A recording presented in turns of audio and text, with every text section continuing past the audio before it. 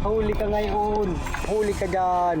Sa pagpapalaot ng mag-asawang mangingisda, imbis na isda ang mahuli, isang malaking ibon ang nalambat.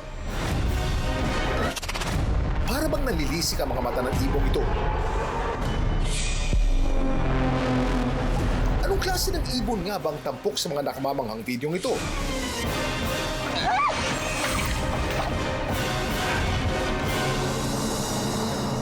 Yan ang ibon na rin. Sa Kalibo, Aklan,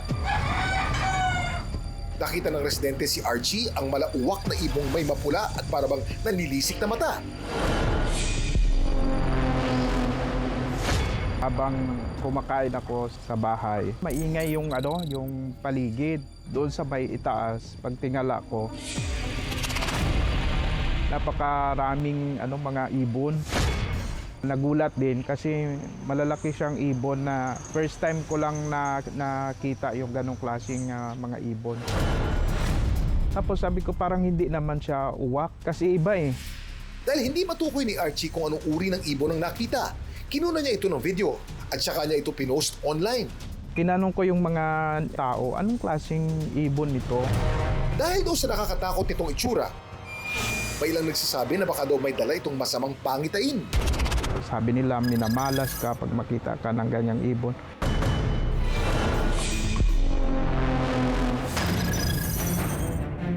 Pagkain na mukhang ipin. Hindi pangkaraniwan ang itsura niya. Para siyang alien. Rob, ano to? Ang dapat sanang summer fun, nauwi sa balibagan at kaladkaran. Natuloy pa kaya ang kasiyahan? Kamangha-mangha at kahanga-hanga. Pinusuan, sinare at community sa interes ng online universe, pero bakit nga ba nag-viral ang mga video ito? Samahan niyo akong himayin at alamin ang mga kwento sa likod ng mga viral video at trending topic dito lang sa Dami mo alam, Kuya Kim! Dami mo alam, Kuya Kim! At dapat kayo rin. Kakayanin niyo bang kainin ang isang nilalang na tila may matutulis ng ngipin at mukhang kaya din kayong kainin? Hindi pangkaraniwan ang itsura niya. Para siyang alien. Rob, ano to? Ang dapat sanang summer fun, nauwi sa balibagan. Talagang para akong kinakaladkad sa concrete din kasi ito yung tumatama sa akin dibdib. What if nakasalubong niyo ang isang nilalang na lumilipad? Sig-itim ng gabi at tila nanlilisik ang pulang-pulang mga mata. O wag muna kayong tumakbo. May gusto ako sa inyong pakilala. Ayon kay Doc Sean, isang wildlife veterinarian, posibleng mga Asian glossy starling ang nakita ni Archie. Ano siya, no? Distinguishable siya dun sa itsura niya basically, na pure black, tapos crimson red or scarlet red yung tawag nila dun sa mata niya. So yun yung tapos itim yung pupils. Considered sila as highly adaptable na ibon. So kayang-kaya nilang sumabay sa pamumuhay natin dito sa syudad. Wala naman silang dinidistinguish na shelter. So pag tingin nila is secure yung area, doon sila tatambay. Na pagkakamalan nga silang ibon ng demonyo or malas, ganun. Kasi yung physical appearance nila is talagang itim tapos pula yung mata. Ay yung mga beliefs na to is wala naman siyang basis kasi yung ibon is wala naman siya talagang dinadalang problema para sa mga tao. Ang mas mabuting isipin ay ang tulong nila sa atin at sa kalikasan. Isa sa mga pinakamalaking benepisyo nila para sa atin is yung kumakain sila ng mga peste, ng mga lamok, langaw, ipis.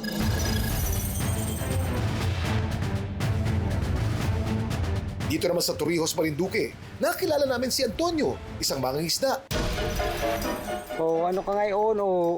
At imbis raw na isda, malaking ibon ang kanilang nalambat. Hala. Very. Papalapit kami ng palapit. Nung ko na ayun pala ay nakasabit ang tuka doon sa lambat namin. Ang kulay ng ibon ay may itim-itim na kulay brown. Tapos yung kanyang tuka ay kaya hindi ko matanggal ay merong giting-giting na parang salagari. Tapos yung paa niya ay parang sa itik. Siyempre, nagulat kami. Ang akala nila nanguhuli din ng isda ang ibon ng oras na yun.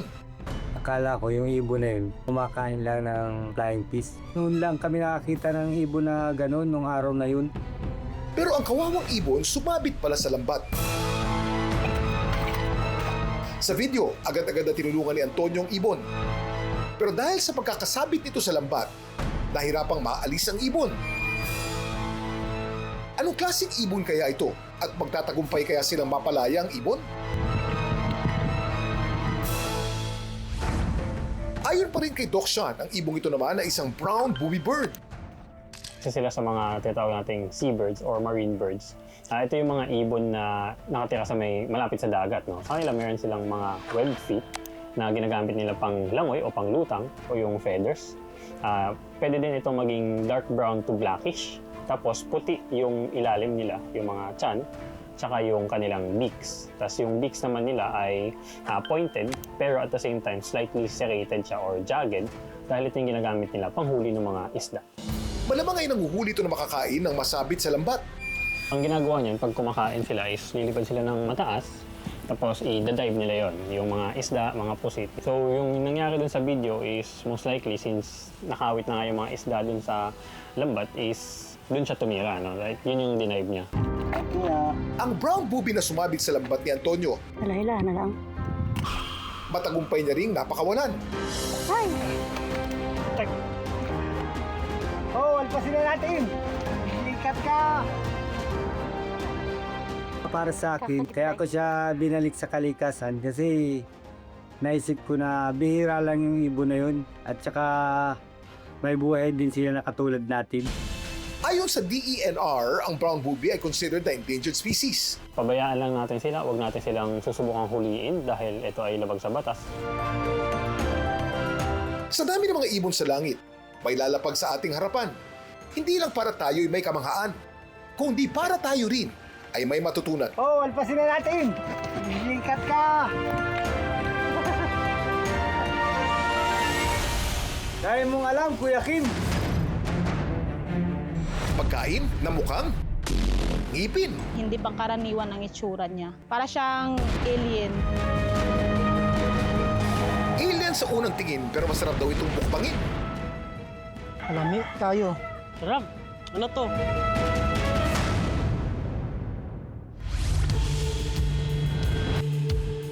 Sa Bantayan Island sa Cebu, ang mayaman nitong karagatan may tuturing na biyaya ng mga lokal. Biro pa ng ilan, meron daw ditong alien. Tinatawag siya ng iba na parang alien yung first impression nila pagkakita kasi yung shell niya sa likod matitigas tapos yung sa gilid-gilid niya parang out of this world ang shape niya tsaka yung itsura niya. Kapag sinabing alien ang isang bagay, hindi naman agad ibig sabihin galing sa outer space. Pwede itong foreign o mula sa ibang lugar. At pwede rin itong isang bagay na kakaibang itsura at hindi tayo pamilyar. Pero ayon kina Laila, hindi raw alien para sa kanilang lamang dagat na tinatawag na tarukog o chitons. Pakulo na tayo ng tubig. Importante ang process na to para malambot na siya at madaling tanggalin ang kanyang mga shell sa likod, pati yung mga lumot-lumot sa gilid-gilid. Patayin natin ang apoy. Tapos ibabad siya ng 15 minutes dito sa mainit na tubig. Kapag malambot na ang shell nito, isa-isa na itong tatanggalin. Mahirap dito pag sa buntot na part na. Yung sa gilid-gilid niya, mga lumot. Eto, tatanggalin din natin tong niya, bituka niya. Hiwain lang, lalabas na yung mga kinakain niya. Huwag din natin kalimutan, kuskusan yung sa ilalim na part. Ito yung dumidikit. Mabusisi ang proseso bago kainin ng tarukog. Pag wala kang katulong, siguro kadalawang oras ka bago mo ito makain. Kasi isa-isahin mo talaga paglinis eh. Ngayon, magluluto na tayo. Pwede na natin ilagay ang mga tarukog. Tsaka na ito titimplahan ng mga pampalasa. Ilagay natin ang green chili.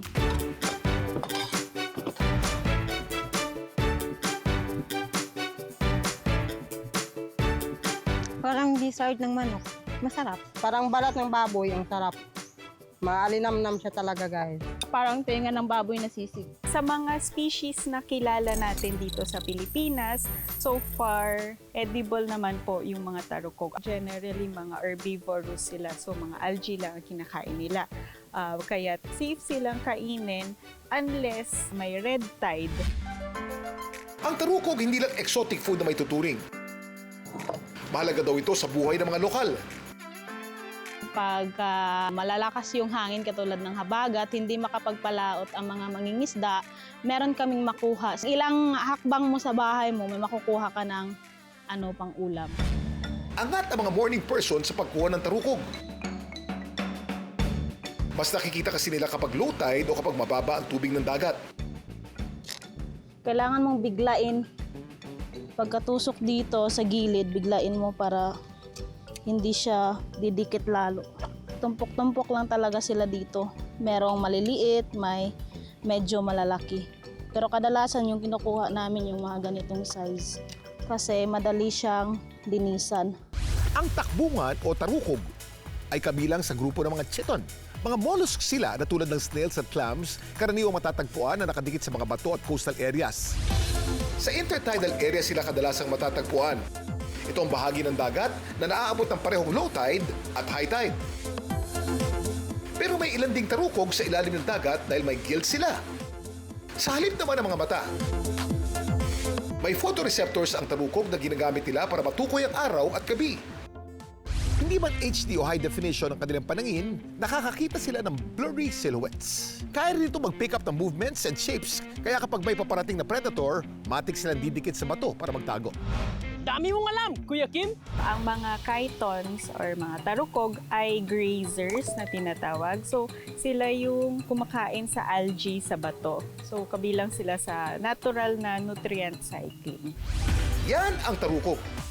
Out of this world, hindi lang ang itsura, kundi pati ang lasa at ambag sa kalikasan. Dami mong alam, Kuya Kim! Ang dapat sanang summer fun, nauwi sa balibagan.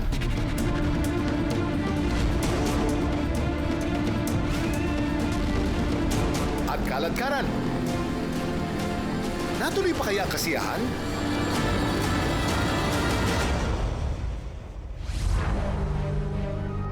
Sa gitna ng isang donut ride ng grupong ito sa dagat nito lamang March 31, bigla na lang may nagwala. Hindi ang alon sa dagat, kundi ang sinasakyan nilang inflatable donut. Ang mga sakay mabilis na tumilapon sa pampang. Habang ang mga nananahimik din turista sa buhangin, tinamaan. The injuries can be serious. It could actually lead to fracture or bali ng buto. Samantala sa parasailing activity namang ito na magkasitang sina Rovi at Noemi sa Boracay.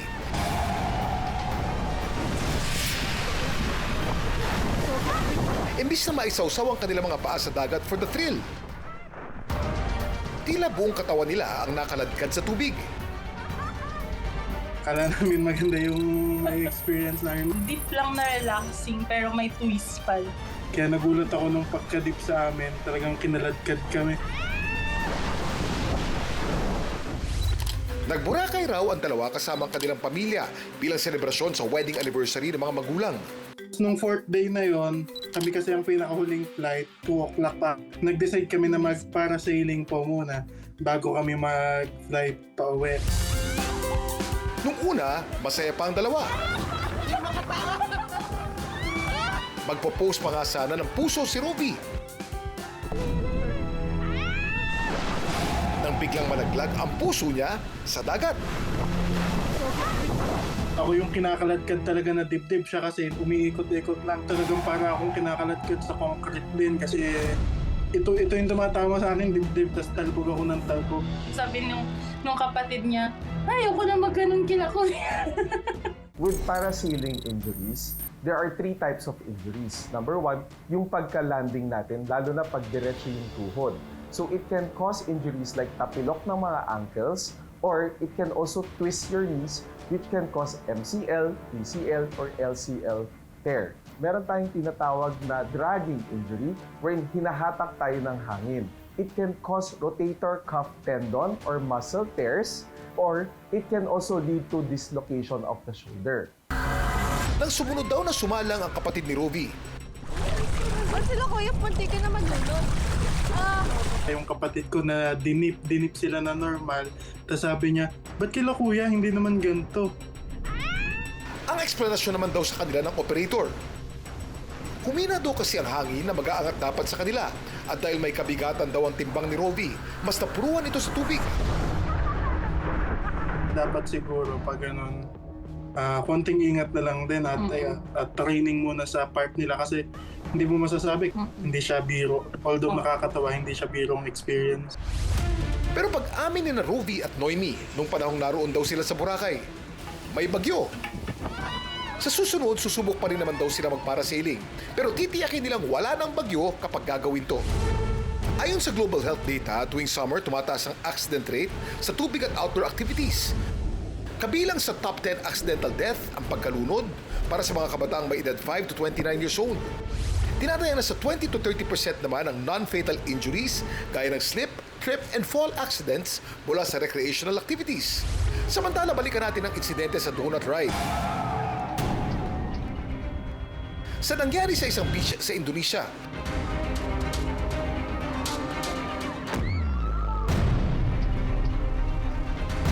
ang mga turistang biktima sakit ng katawan ng tinamo. Agad naman daw silang dinala sa pagamutan at sinagot din ng operator ng water activity ang gastos. Natin ay number 1, bibitaw tayo sa boat. Tapos number 2, kakapit tayo sa katawan. Tapos iyuyuko natin yung ulo to protect our neck, our head, and our internal organs para from mga impacts. Walang masamang magpaka-adventurous ngayong bakasyon. Ingat lang para di masubsob sa trahedya at tuloy-tuloy ang kasiyahan. Dami mong alam, Kuya Kim. Nakamotorsiklo ako halos araw-araw at halos hindi ako gumagamit ng kotse. Ito yung mga motor na ginagamit ko. Pero isang motor ko ang talagang pinaka-collectible, pinaka-rare. Siguro isa o dalawa lamang to sa Pilipinas. Ang tawag dito ay Harley-Davidson Knucklehead 1940. Halos 90 years old na itong motor na ito. Kakaiba ito dahil ang cambio niya nasa kamay. Hand shift. At ang clutch niya, imbis na sa kamay, nasa paa. So medyo mahirap manihuin. May mga kwento rin ba kayong viral worthy? Just follow our Facebook page, Dami Mong Alam, Kuya Kim, at ishare nyo doon ang inyong video. Anong malay nyo? Next week, kayo naman ang isasalang at pag-uusapan. Hanggang sa muli, sama-sama nating alamin ang mga kwento at aral sa likod ng mga video nag-viral dito lang sa Dami Mong Alam, Kuya Kim! At Dapat Kay Rin.